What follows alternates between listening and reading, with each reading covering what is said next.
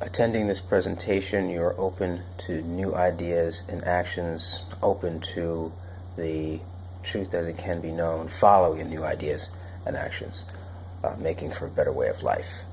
James Coleman, Inner Peace Arts Unscripted, Inner Peace Artist, writer, which means writer, speaker, coach on personal development, spirituality, social change. I'm talking about that intersection between the three of those topics. Today I'm going to talk about, we know there are problems, what do we do about it? And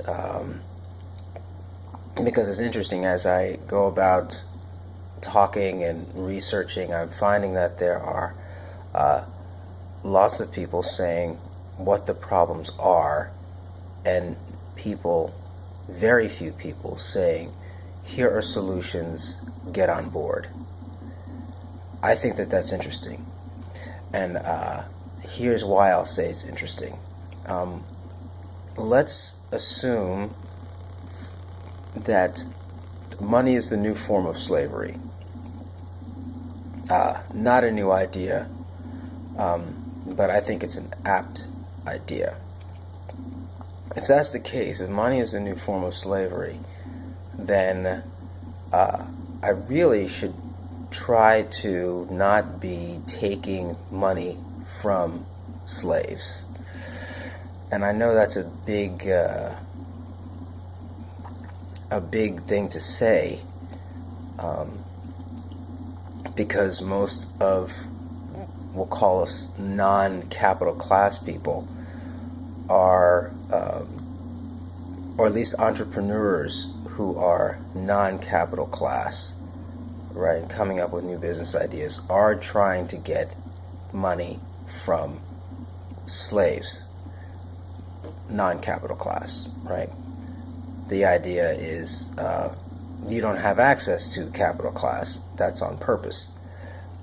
And since you don't have access to the capital class, where millions of dollars flow from person to person every day, you have to go to the slave class, where fives and tens move, hundreds at best, right, and thousands for the products that the capital class creates that make for how we live this Western lifestyle.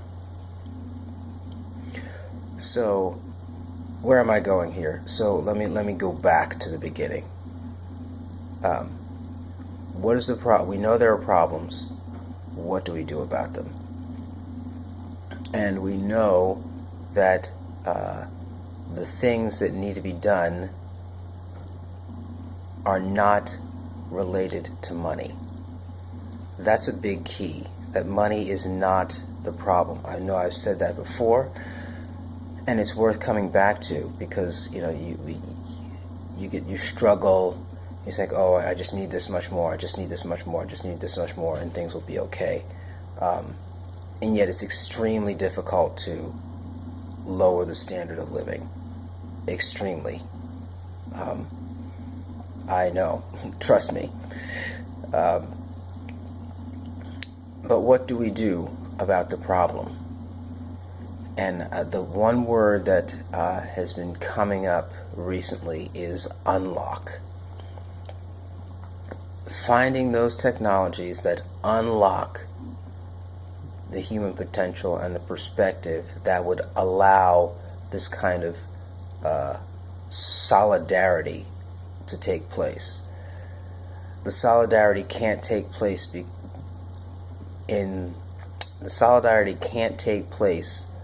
for the gaining of more money. That's just the truth of it, and that's the heart and the hardness of it. Is that, and this even changes my own perspective, my own plans on how I try to go about making this happen, because the money really can't come from, well, I shouldn't say can't come from, but trying to extract enough money from the slave class without it's going to be difficult. And I could be wrong. There could be a way to do it, and I'm open to researching that and finding that way. But something tells me that it's more about unlocking, and once that unlocking happens, the money that slave class has will move in the right direction, right? Because that's still a problem, right? But one of the things that I think is needs to be noted about trying to work with slave class is that they're not in a position to help themselves, right? And that's a big thing to say, right? They're not in positions to help themselves, and then you come along and say, hey, why don't you start helping yourself? And then they go, dude, like, how can I do that, right? So there's this unlocking of a perspective that would allow them to act in coordination with each other and an agenda that benefits them as opposed to an agenda that benefits the ruling class. See, the ruling class, the capital class, is coordinated in their actions. They will take their resources and pool them in order to get more things done, because of the truth of the matter is a group of people coordinated can take out individuals, right? And the caveat would be given the technologies are the same. If the technologies are the same, a group can take out an individual, given that there's no personal defense technology that the individual has that can bust up the group. Okay, so I've mentioned the caveats. The slave class does not pool its resources. In fact, it doesn't trust each other. And so there's the part of the slave class that doesn't trust each other, and then there's the part of the slave class that doesn't care because they have enough and they're like, leave me alone, I've got mine, I don't care about you. Okay, so those are the two basic parts. And how is this related to what do we do? It comes back to this notion of unlocking. What are the mental technologies, the imagery, the images, the ideas that unlock access to the perspective that would drive people to desire to pool their resources, okay, whatever resources they have, take care of each other to elevate each other, right? That's what has to happen. You can talk about, oh, people should go back to traditional marriage, or oh, people should, not depend on politicians, or oh, people should do this and do that. But if there's not this concerted effort of unlocking and taking back really education, and taking it back in terms of educating the person to be a person first, not educating them to be a mathematician or a scientist, okay, or a teacher that teaches mathematics and science, right? The problem is the lack of understanding that the real power is in religion and technology. Religion is what's controlling and locking people's minds. And to unlock it is going to take a religious techno perspective. How do we do that? And I think and we know the steps. The steps are, some of the steps are known, and they're known in sales. It's like awareness is one of the first. And but we need to quickly move people from awareness to being unlocked.